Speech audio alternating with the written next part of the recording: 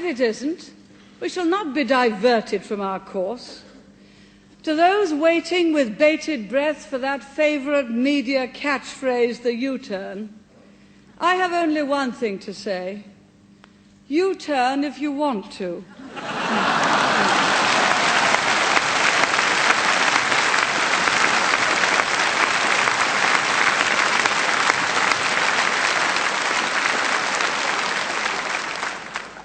The ladies not for turning.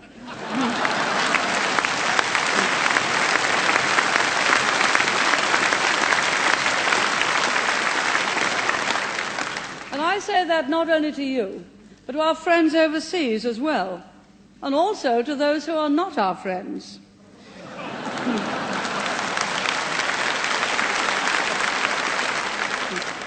In foreign affairs, we've pursued our national interest robustly while remaining alive to the needs and interests of others. We have acted where our predecessors dithered. And here may I pay tribute to Lord Carrington.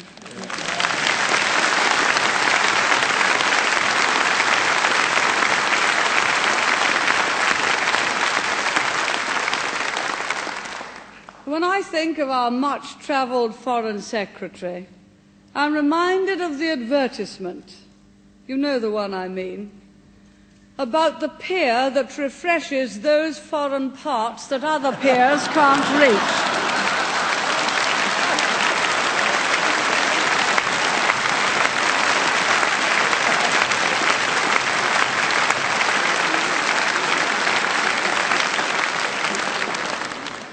Seems I got that right. Long before we came into office, and therefore long before the invasion of Afghanistan, I was pointing to the threat from the East. I was accused of scaremongering, but events have more than justified my words.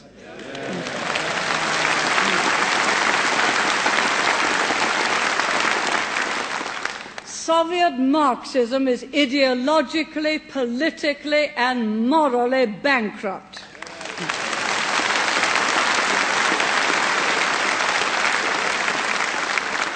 But militarily, the Soviet Union is a powerful and growing threat. Yet it was Mr. Kosygin who said, "No peace-loving country, no person of integrity should remain indifferent when an aggressor holds human life and world opinion in insolent contempt." We agree. The British government is not indifferent to the occupation of Afghanistan.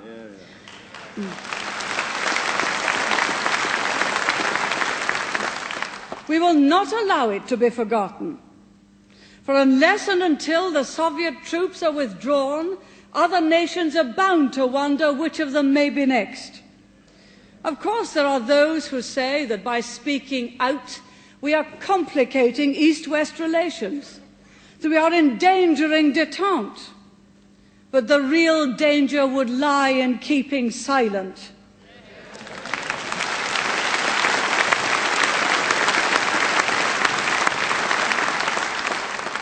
Détente is indivisible, and it is a two-way process.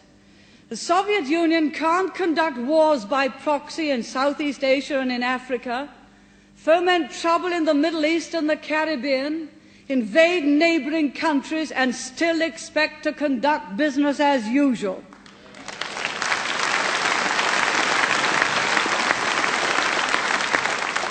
Unless détente is pursued by both sides, it can be pursued by neither, and it's a delusion to suppose otherwise.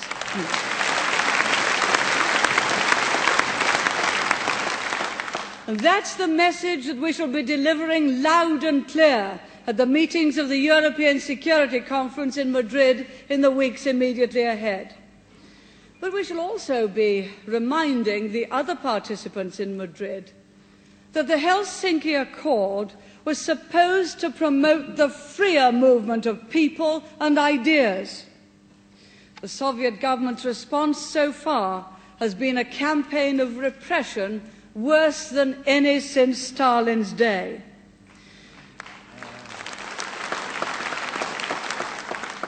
it had been hoped that Helsinki would open gates across Europe.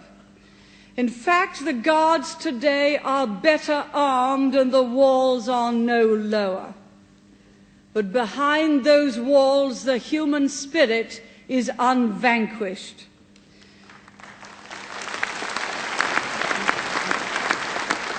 And the workers of Poland, in their millions, have signalled their determination to participate in the shaping of their destiny. We salute them.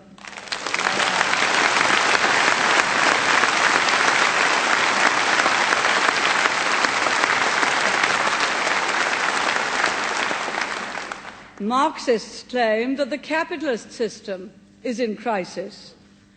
The Polish workers have shown that it's the communist system that is in crisis. The Polish people should be left to work out their own future without external interference. Mr. Chairman, at every party conference and every November in Parliament, we used to face difficult decisions over Rhodesia and over sanctions, but no longer. Since we last met, the success at Lancaster House and thereafter in Salisbury, a success won in the face of all the odds, a success that has created new respect for Britain.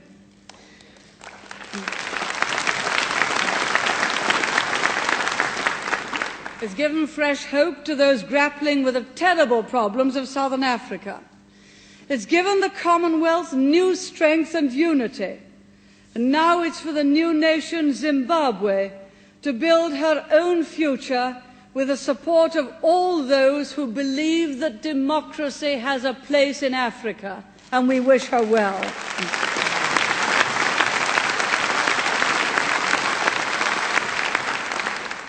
We showed over Rhodesia that the hallmarks of Tory policy are, as they always have been, realism and resolve. Not for us the disastrous fantasies of unilateral disarmament, of withdrawal from NATO, of abandoning Northern Ireland. The irresponsibility of the left on defence increases as the dangers which we face loom larger.